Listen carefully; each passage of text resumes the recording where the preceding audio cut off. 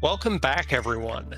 This is Power Up with Pride 2023, benefiting the Trevor Project. We have our bonus finale for you. So this is going to be a TAS of Sayonara Wild Hearts. So yeah, you all donated for this. We hit 10,000, so you're going to see some TAS content here. So Ikuyo, go ahead. All right, so thank you very much. Thank you for Robert Pride. I've been in this marathon a couple times before. Last time it was here, I think it was running Teleport Tower Plus or Key Story Plus probably. But it's been a while, and since that happened, I moved to Telesystem speed running, and here I am. A brief short call, I'm Ikuyo. Here is Dashi for commentary. Hello, everyone. My name is Dashi 10.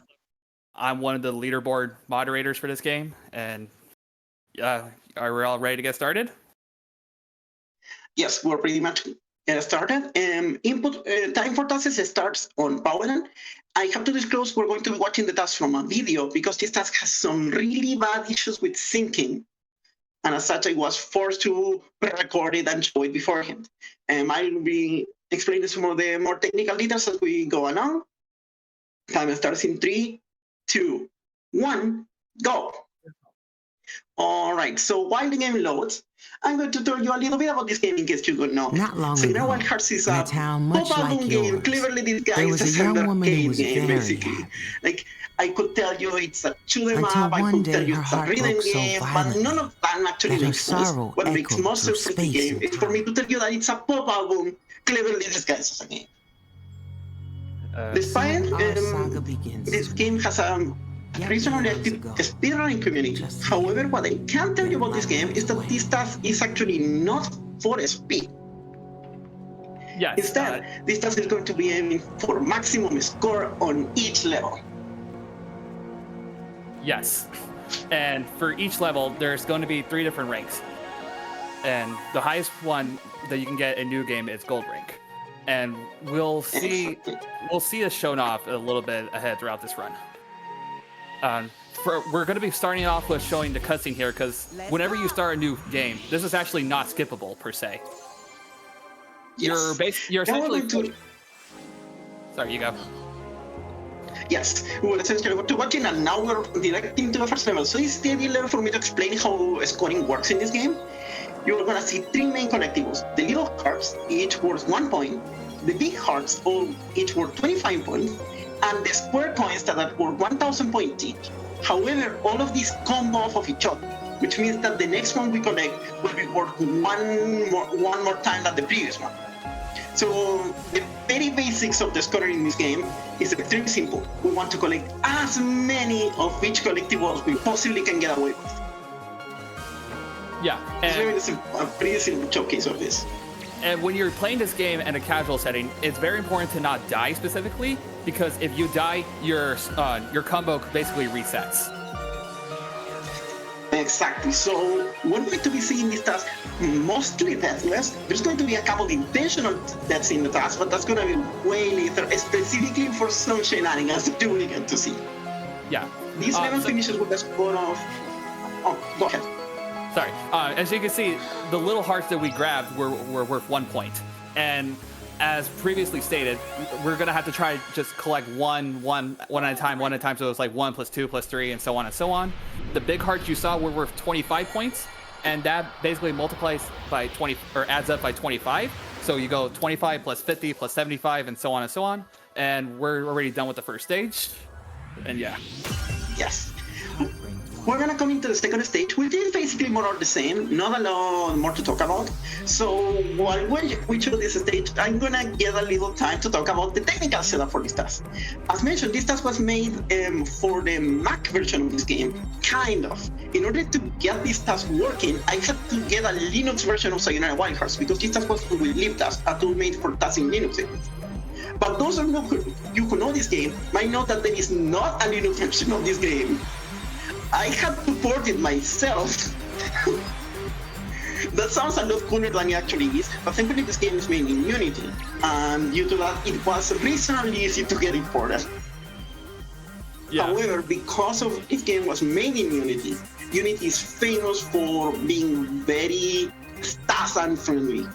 This is the reason why I'm showing you the task from a video and why we don't have our little friend task for today. Yes. So we're about to enter into the third level of the game after we're done with the first two tutorials. And this is where the routing and everything for the task starts getting a little bit spicy. For the first time, this is the first level where we can reasonably die.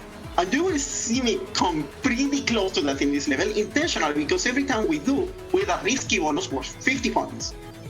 Additionally, if we move into one direction for a long period of time, we're going to get a risky bonus. Yes. No, we're going to get a slight bonus.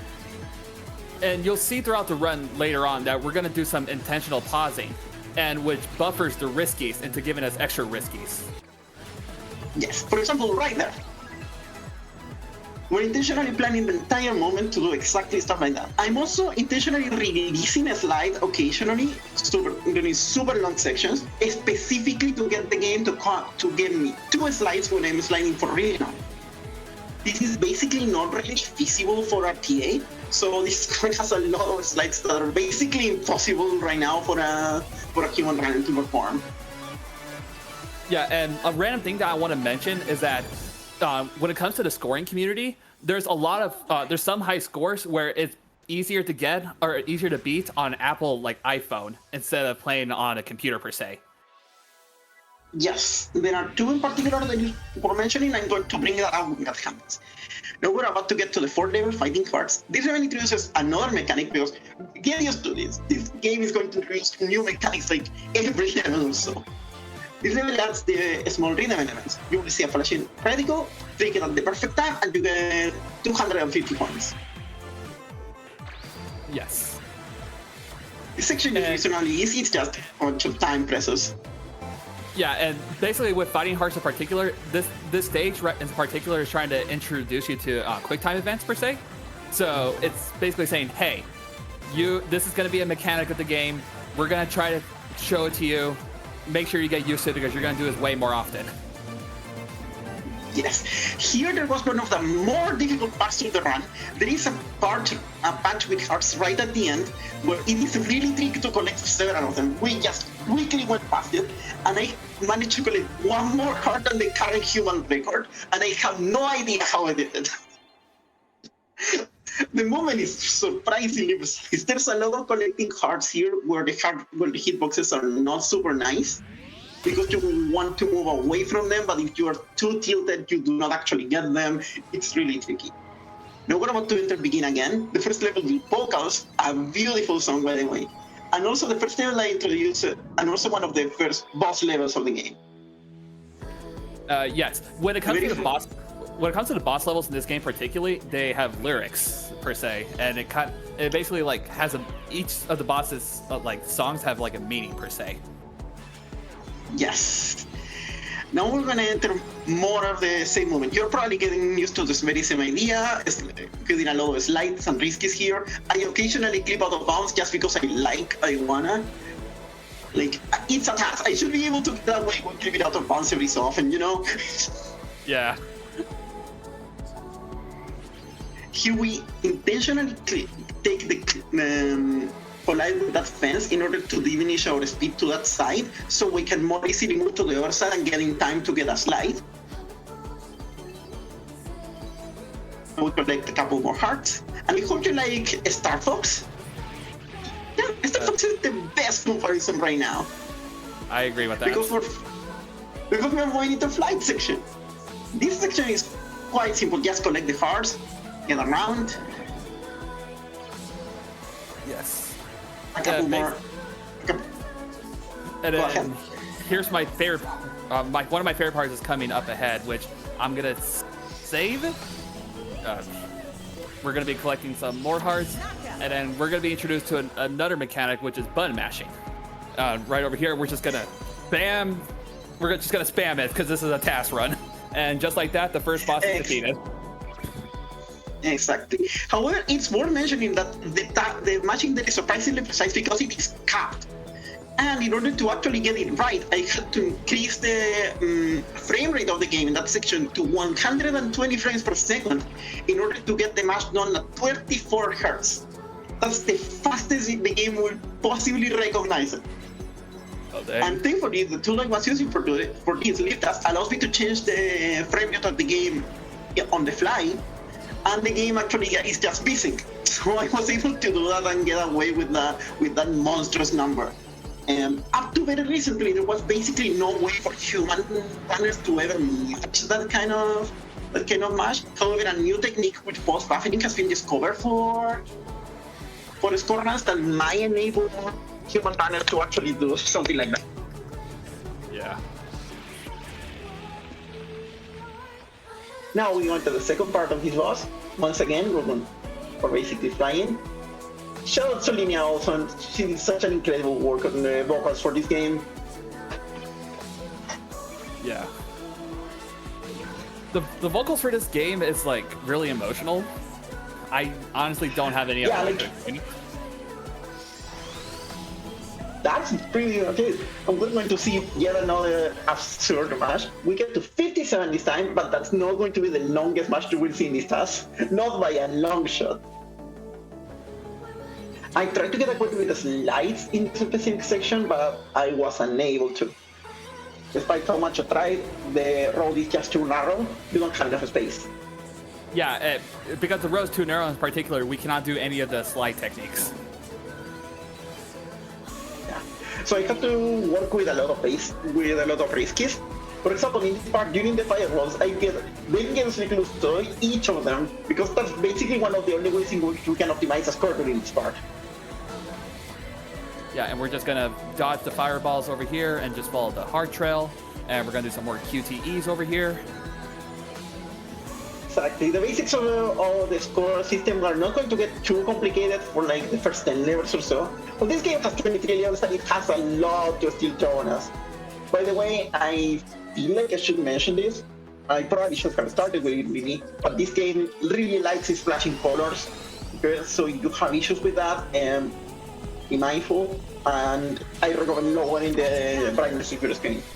Yeah, we get to 127 machines. Yeah, there are some moments where there is some flashing lights, and I'll make sure to give a warning out before the before the level starts. Yeah. Thank you very much.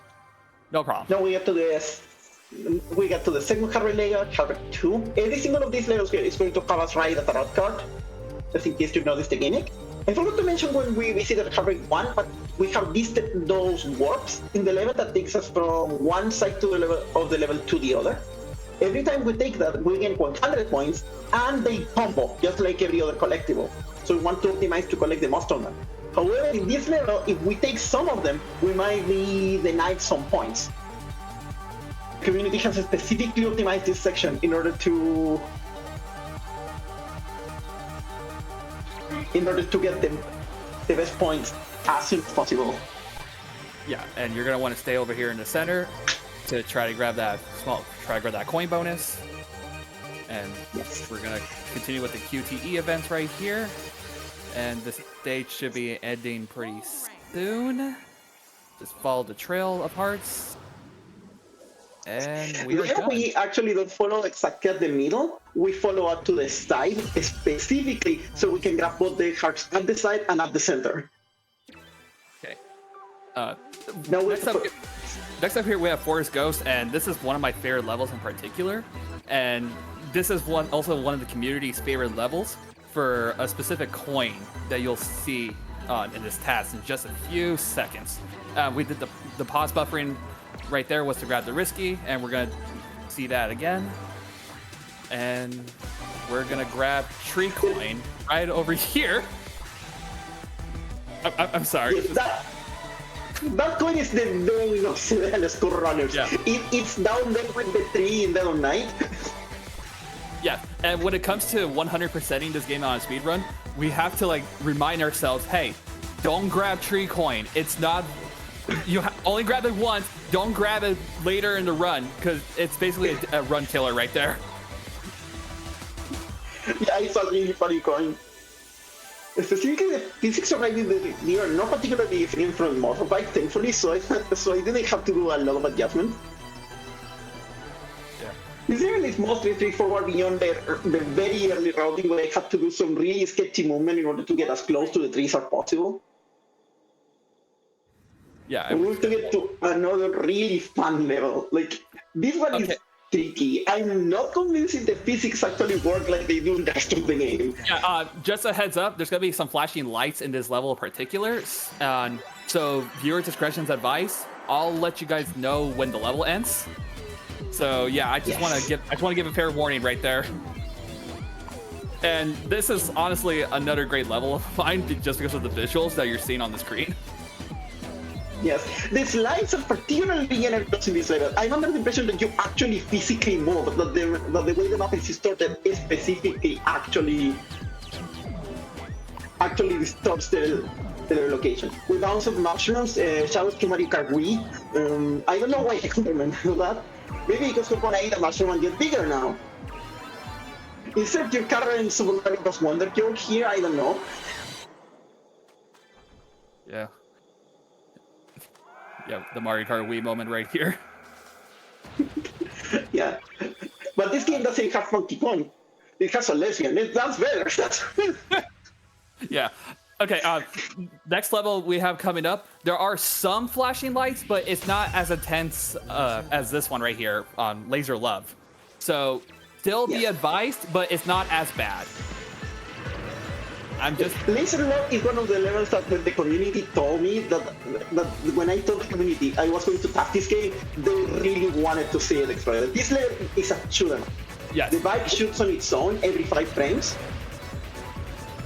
Yeah, and when it comes to high scoring this level in particular, it is like crazy. Like, I only know like 2 people within the scoring community who actually got like over 60 or not over like 70,000 points, I think, for Wild Rank. It's the current world record is 90. Is, if I recall, a little bit shy of 100,000.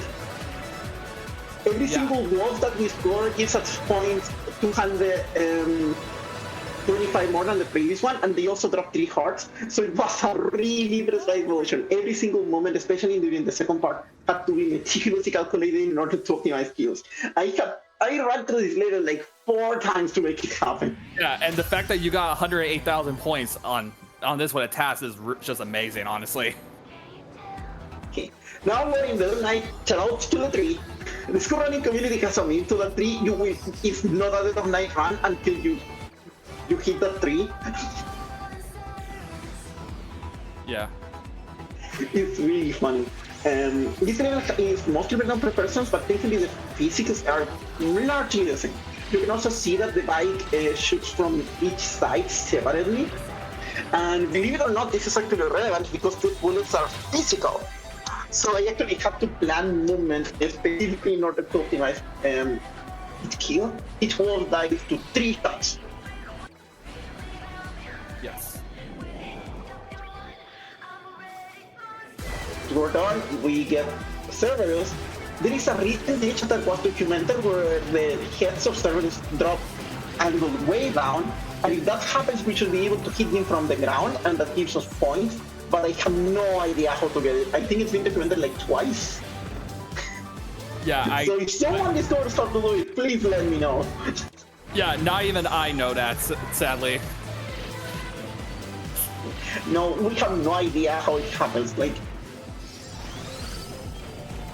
it just kind of happens. It's truly mysterious. I think it's probably the single most mysterious glitch in the run at the moment. Yeah, the process are specifically in order to cool down, to get the risky cooldown. The game has a cooldown to prevent too many riskies in a row, which is just a couple frames, but it's noticeable. So every so often, the task process is specifically to bypass that cooldown.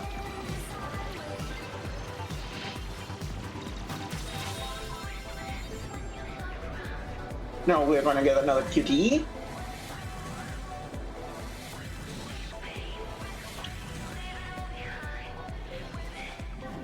The boom mixture was done specifically to clean into that section. And we're gonna find Cerberus again. The puppy. the dog, the best dog in the game. Yes. Suddenly we get to punch the dog. Yeah, sadly, we're not gonna pet the dog here. I'm sorry to break the news. We're gonna jump. If you notice, my movement in that section is specifically slidey because this section is wide enough for me to do slides, but also I have to constantly dodge whatever the game is throwing at me and dodging enough to get riskies and hit everything. The movement was very precise. Consider that this level RTA is, I think, just recently over 70,000. I think we recently were the world record for that. Yeah, I think for RTA it's like 70,400 or something like that. Yeah, I believe that is the current number.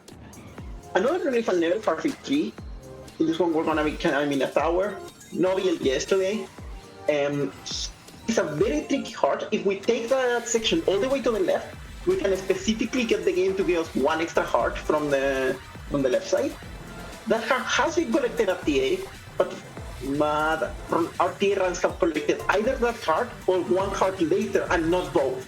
The task manager gets to do both. So in this section in particular, those wheels actually can kill us, but they also spawn hearts.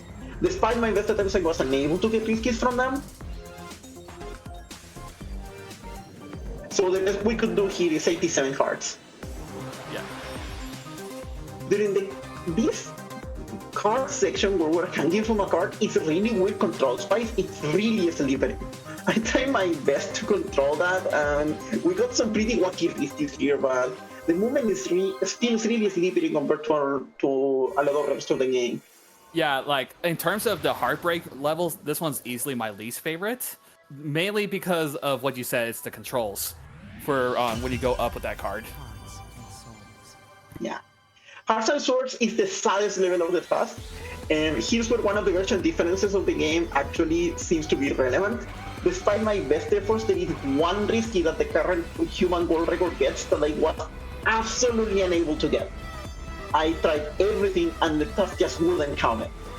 I could either get it to count or get one of the hearts, but not both. So this is the only level that is suboptimal compared to the current human world record. One of the things we theorize with this is that since this game was the Mac version that was ported to Linux, we think that risky in particular was only possible in the PC version because it could be a newer build, but we're not certain for sure, per se. We know that there are some version differences. We know, for example, that there is at least one trick that is not possible on the PS4 version of the game, which was released at the same time of the Steam build. So this idea is not completely without merit. Yeah. Now we get to the lovers. The next level is one of my favorite levels aesthetically in the game, and also the first level that led me to the idea of looking into score runs of this game. Parallel universes. Cue the Mario 64 music. This one is one of my favorite levels in terms of like how smart it plays, per se. Also, in this level specifically, we actually watch the intro cutscene because for some reason you're giving control of the fool earlier if you don't skip the cutscene than if you do. And that is just enough for me to get able to get a slide early. Yeah. That is a particularly interesting trick. There are a couple levels where I didn't skip the intro cutscene just because I didn't feel like it or because it could help with sync. But for that level specifically, we optimized in order to optimize for score. After all, as I mentioned, this task is score-oriented, not speed-oriented. The speed was the second consideration. The movement in this section is completely just moving in a very snake pattern, trying to get every single slide, every single risky to count. And there is like this very relaxing rhythm to it, you know? Yeah, with this part in particular, a lot of people die in the casual playthrough, and my advice, honestly, is just go like crisscross, just like as how you're seeing in the task, and like, it's like the easiest way to beat that boss, essentially, or beat that level, essentially.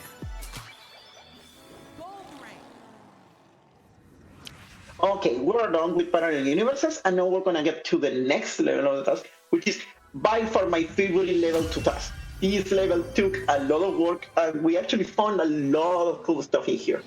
This has probably the most precise movement in the entire task. So we have to move very carefully there to grab every single heart. Like here comes my favorite instance of a wiggle. This just very frantically moving the right to collect every single heart of those 2 lines.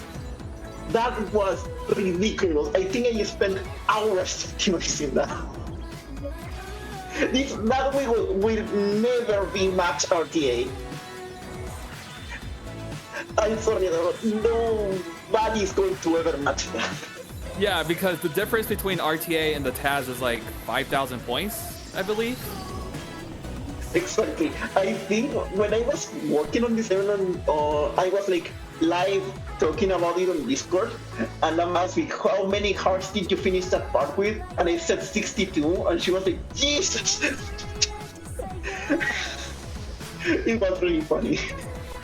Oh, I bet. Okay, we're going to grab that coin over there.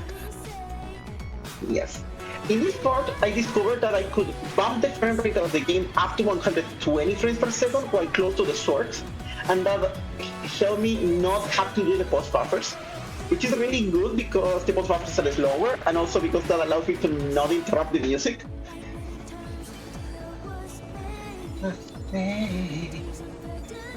Yeah. Movement in this section is also reasonably precise. You would think that a lot of these cards, the card groups are actually not a single hitbox. Each of them has its own separate hitbox. So you can't just grab one of them and the other 2 will immediately follow. You need to be close enough to grab all 3. The moving hitbox was really funny because I accidentally also discovered that you can get riskies from the buildings.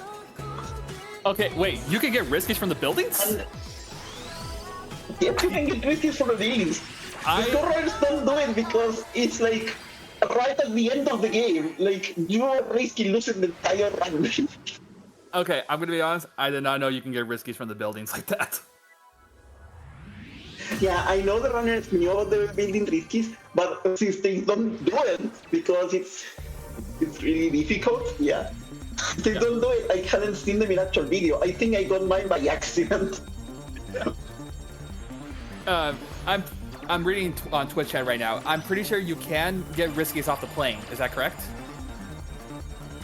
In some circumstances, yes, you can get riskies off everything but the second plane.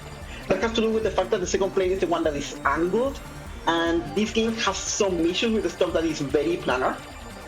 Now we're into Harvick 4, which is my favorite tech of the game, teleport spam. For some reason, while you're teleporting, the full hitbox gets stretched across the entire screen. Yeah, if I remember correctly, or actually, never mind, it's spoilers. I'm just gonna be quiet. But I remember specifically doing that for a reason. Yeah, this was discovered by Dama as well. That was one of the top score runners of the game, and she was a huge help in getting this done. In general, the entire score running community of Sayonara was a huge help in this, and I appreciate you all. Now we come into another really tricky level of the game, Night Drift. In this one, we're gonna be driving a car to a vaporwave soundtrack. Yeah. This level in specific have to be played at 144 frames per second in order to maximize the score. Yeah. Also, I don't think this is Sayonara Wild Hearts. I think we're playing Outrun here. Yeah, someone call Ikuyo Kasama. We're gonna play some Outrun at the arcade. Absolutely. Okay, this level also has a couple interesting glitches that we found. Probably the most well-known one is the Danger Drift, that during Danger, another runner also helped discover. You're supposed to only be able to drift into one direction. You either drift to the left or drift to the right, and every time you switch, you should be resetting your score. However, if you take the turn at a very specific point in your movement, you specifically can extend a combo for the drift. You will see that right now. And that allows us to get an extremely long drift twice, which is really good because, again, the points of the drift scale depending on how long it is. Yeah, and if you cancel the drift, you basically just cancel your combo. Exactly. So the ability to chain the drifts together is super impactful for the run. Now we're gonna get into the VR level. This level is annoying. Yes, Like, I don't like how you control yourself in this level. The main issue for this level in Attack's perspective is that planar hitboxes really do not like to give you riskies. Yeah, that was something I kind of noticed when I played this casually. I was like, why isn't there riskies here? I'm like way too close to the boxes. Yeah, like you can get riskies, but I'm under the impression that the hitboxes are actually 3D and they are not directly correlated with your actual hitbox, or maybe your actual hitbox in this game, in this part of the game, is really small. I'm not entirely sure why it happens, but the riskies are really tough. They really do not want to happen. Now we're getting into the Tetris pieces. I had to do some really janky movement in order to even get those riskies to count in the first place, and I even couldn't take off. Like, the dream of the task would have been to collect every single risk in this part, but every time I managed to add another one, the next one just wouldn't want to work. It was really frustrating. I know that I missed one of the diagonal walls for a fact. But again, the way the movement works for these riskies is particularly frustrating, and I just wanted to get this level done, honestly. And now we're gonna come to another very important level. Yes, the world we knew. Probably the world we knew. The world we knew is one of the levels where the mobile version of the game also gets more points, and it's the level with the first major glitch of the task. We position ourselves at T-blocks and die immediately. Yep, welcome to the Dama. We've been talking about Dama all this time. She's in the chat. Welcome. And the Dama basically does some really interesting stuff for the sake of score hunting in this game. Basically, every heart has a streak counter. So the game internally has a streak counter of how many hearts we collected in order to know what the next heart should give us. However, hearts do not give you score right away. They are queued and delayed, which means that if we collect a bunch of hearts and die in the same frame, our score gets reset. But the streak counter does not, because the streak counter is only reset specifically when we die. So basically, by setting up that death, we enter the level with having 3 hearts in the streak. So the first heart will give us 4, the second heart will give us 5, and so on. And that dramatically increases the points that we get from this level. There's also this shoot 'em up section. We do not control when the bullets are shot, nor in the direction in which they are shot. All I can do is move precisely in order to hit as many things as possible with it. I also take my chance to show off here. I clip through some bullets because I can. I precisely move through some walls because I can. Look, if you're tossing and you're not showing off, you're doing it wrong. Yeah, that's part of task culture. You gotta show off some swag. Hey, just letting you know, we did get a couple of donations. Let me know if there's a good time to read some stuff off. Yeah, absolutely. The next level should be pretty good for that. So we're basically coming up to the end of the world we knew. This part of the level is really soothing to me. Yeah.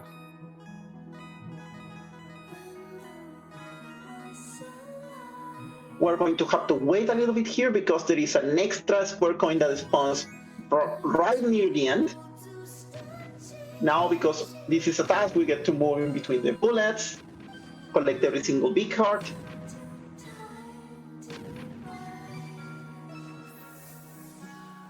And we're about to enter the mandatory shoot 'em up level final boss. It shoots missiles, and of course I get to move in between them, collect every single heart.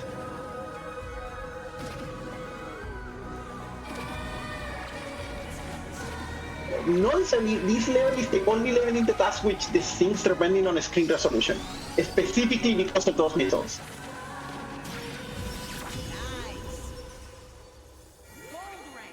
And here's the QTE. Exactly, and we're basically done with this level. We're going to get to the final Heartbreak level right now, Heartbreak 5, and this is a good moment for donations. Okay, so we got $20 from Lat Mackey. We got $25 from Anonymous. We got another $10 from Anonymous. Those donations are going to the Trevor Project. This is Power Up with Pride 2023. All donations benefit the Trevor Project. We have raised $10,786 so far. Thank you all so much for your support. Thank you all for donating. We really appreciate it. Thank you very much. All right, so this level is from the 5. As you will see, there are some cyclones in the water. We specifically go in the opposite direction in which they are moving to collect every single heart from them. But that's basically the gist of this part. But here's where the level again gets particularly tricky. We're gonna be falling through this section, and just like in Reverie, this specific part is really temperamental when it comes to risks. I had to do a lot of really precise movement. I know them, and I know this level has therefore been particularly tricky for some of our key runners, although this is also the last level that we know is optimized. Basically, there is no other source of score in this level.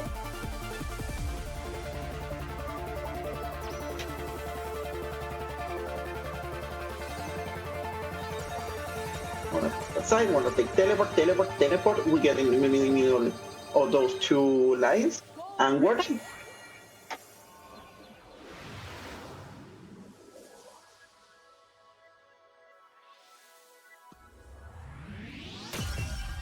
The next level is Transonic Gravity, which introduces a lot of, once again, very interesting mechanics. It specifically introduces those warps. And those warps combo off of each other, so they are worth 100 points each per every warp we've already taken. This is going to be very important later because we're going to want to route in a way that also maximizes the warps whenever possible.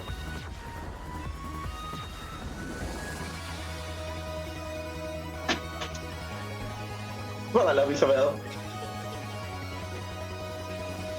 Yeah, and then here's the boss for this area, which is Little Death. Yep. Yeah. She has all the electric fences, and the electric fences are a blessing for the task because we're going to go as close to the edge as possible and get risks out of each of every one of them. Yeah. It's very convenient. Thank you. Yeah. And this if you notice, every time I'm not actively trying to get something, I'm going to be in the border.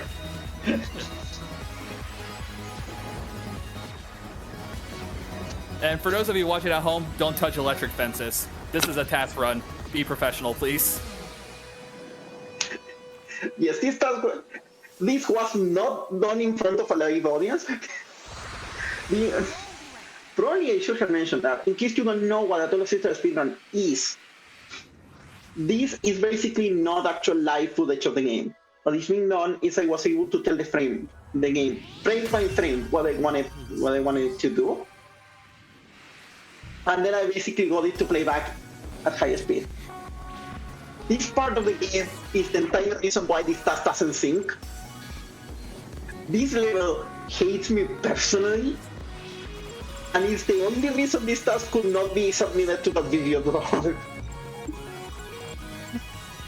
Sadly, specifically the schools and some of the loading areas in this game are really desynchronous, and I was unable to get a submission to fully sync up to that part of the run.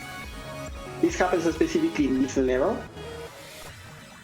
We also got another intended death, as Damo points out in the chat. We specifically die in order to collect more hearts. That is probably the most precise command in the run.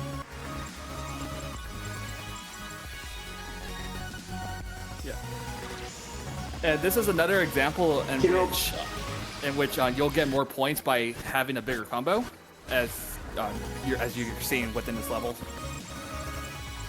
Yes.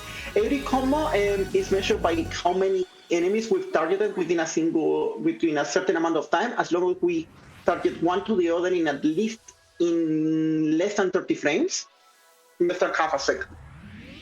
In order to do it, we want to optimize to get at the most sets of 14 enemies killed. That has specifically to do with the fact that we get an extra large combo for 1,000 points, specifically with that many enemies. We also get another Damadet, and this was the first ever discovered Damadet because I think it happened by accident, and then people figured out that this was really useful. We get a Damadet from the boost, and that means that every single boost we're going to be taking for the rest of the level is going to add 100 more than it normally would. Yes. Exactly. 2 and 3 is a small combo, 4-7 is medium, 8 to 13 is large, 14 is XL. And they are worth specific values, and because a 15 combo is not worth more than a 14 combo, and most want to divide by 14 and then optimize the rest.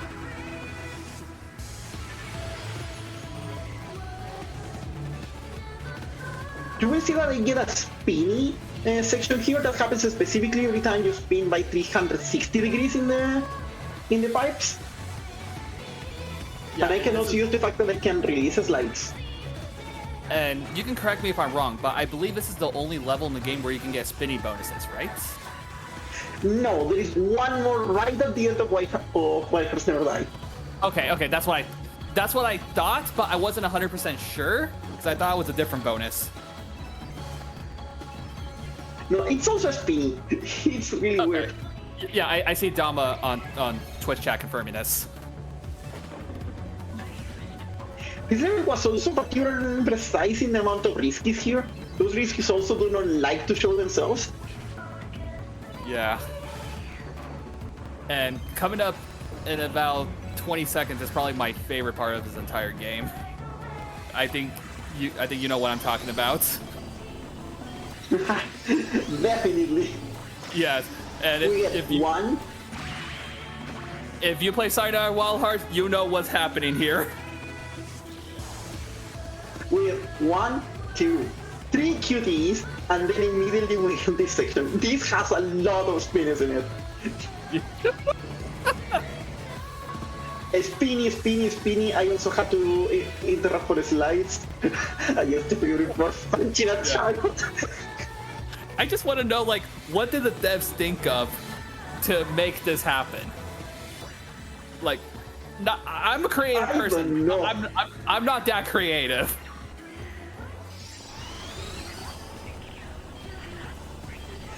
Now we match yet again.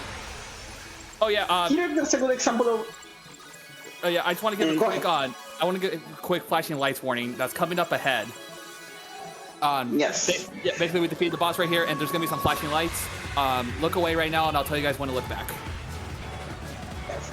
Also, in the section with the 20 cards, specifically, that's a showcase of what I meant when I was talking about dividing the combos. We specifically divided in 14, 4, 2, in order to maximize the amount of combos that we would get. Sadly, this speedrun doesn't finish when we shoot the whole light of Ganondorf, so we still have one more level to go. Yep. And this level is so much. Yeah, this is the longest level in the game, and you guys can look back, by the way. Yes, this level is going to be a little intense. Be prepared.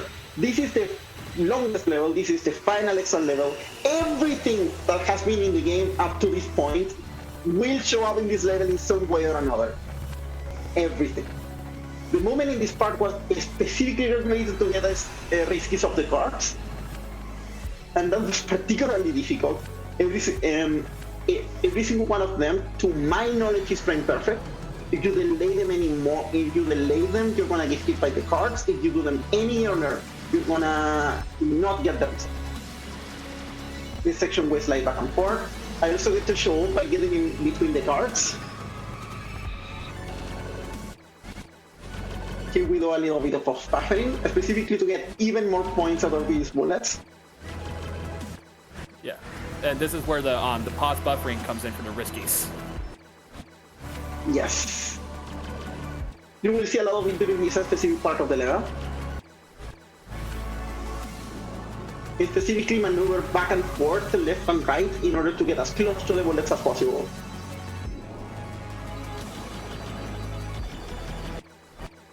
With this, I just tried very carefully in order to get the riskies.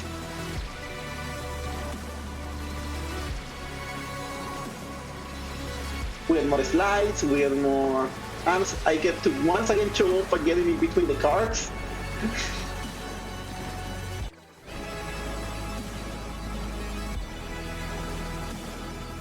Now we're gonna get into the final shooting section. This is absurd. This is 52 combos.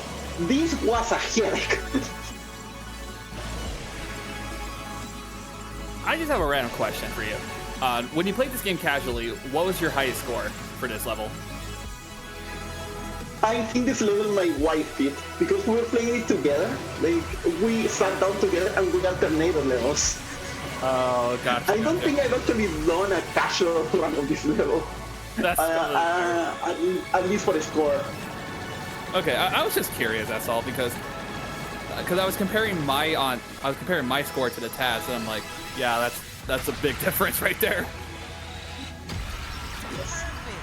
Now we put the Master Sword on the eye, and now we're back to our regular human stuff. So.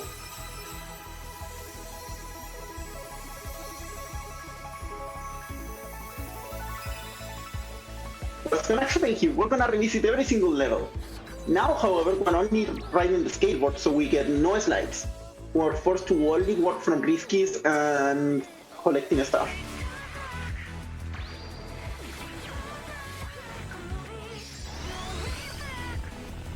This part is really specific, and we also get the first smooch of the run.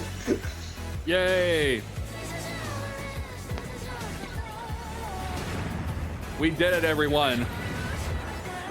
Hey, we're gonna get a lot more. Oh, dang. Why did you have to spoil it for them? Dang.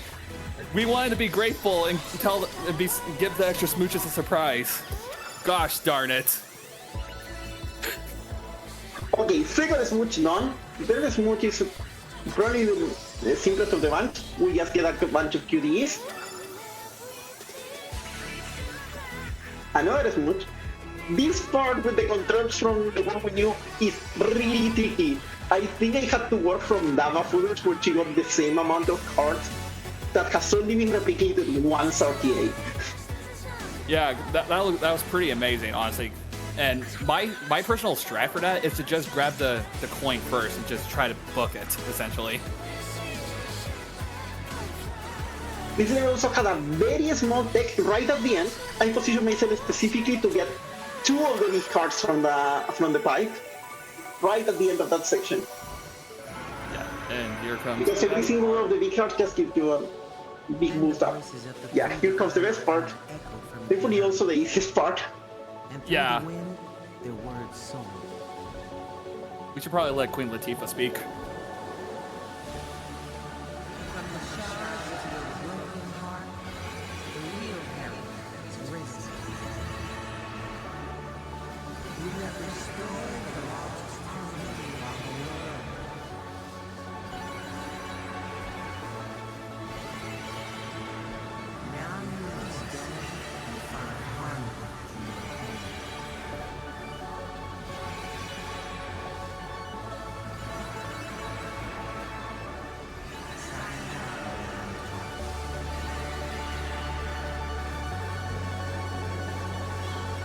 With that, we approach the final machine section.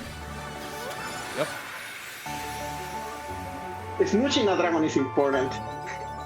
We're back to clear the level with a couple extra pipes and a couple extra motivations and a couple extra mechanics because this game has no breaks. Yeah. Imagine a game where they introduce you a new mechanic at the last minute. Literally at the last minute of the game. Yeah, Okay, time is coming up shortly. And time. That was the final input of the game, but the final source of score is right now. GG. And that's it. That was the Sayonara while it has maximum score task. Like yours, there was a young woman. A young woman called her. Out of love. Thank you very much for letting me show this. This task was in development for the better part of 6 months in some way, shape, or form. Spirals of sadness and anger until she Yeah. could not It was finished around January of this year. It was a lot of work with a very temperamental game that didn't want to be tasked.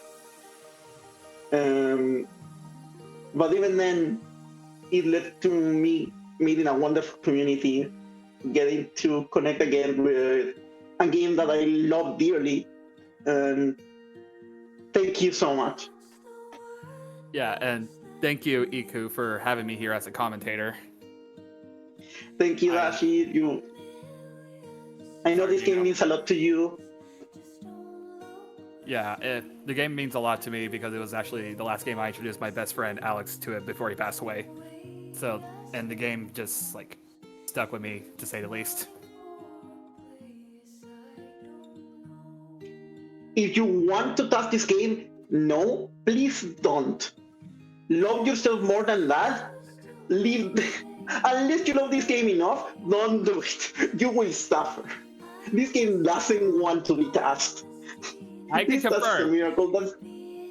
I've That's seen the him. entire reason. I've seen her suffer so much.